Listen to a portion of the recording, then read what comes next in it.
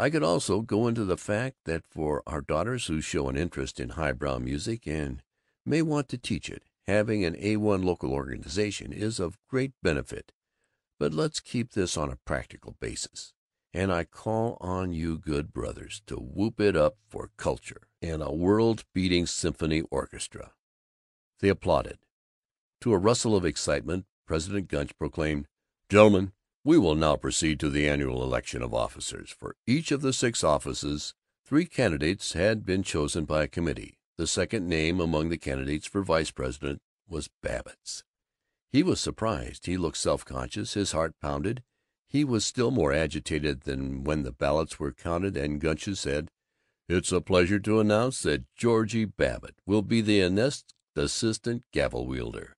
I know of no man who stands more staunchly for common sense and enterprise than good old George. Come on, let's give him our best long yell." As they adjourned, 100 men crushed in to slap his back. He had never known a higher moment. He drove away in a blur of wonder. He lunged into his office, chuckling to Miss McGowan, "Well, I guess you better congratulate your boss. Been elected vice president of the Boosters." He was disappointed. She answered only, "Yes, oh, Mrs. Babbitt. Been trying to get you on the phone." But the new salesman, Fritz Weingart, said, "By golly, Chief! Say, that's great. That's perfectly great. I'm tickled to death. Congratulations." Babbitt called the house and crowed to his wife, "Heard you're trying to get me, Myra. Say, you got to hand it to little Georgie this time. Better talk careful. You are now addressing the vice president of the Boosters Club." "Oh, Georgie."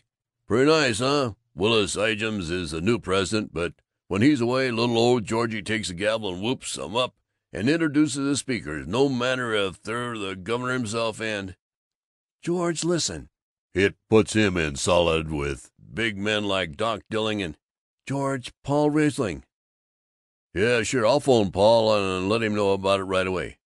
"Georgie, listen. Paul's in jail. He shot his wife. He shot Celia this noon. She may not live." End of chapter 21.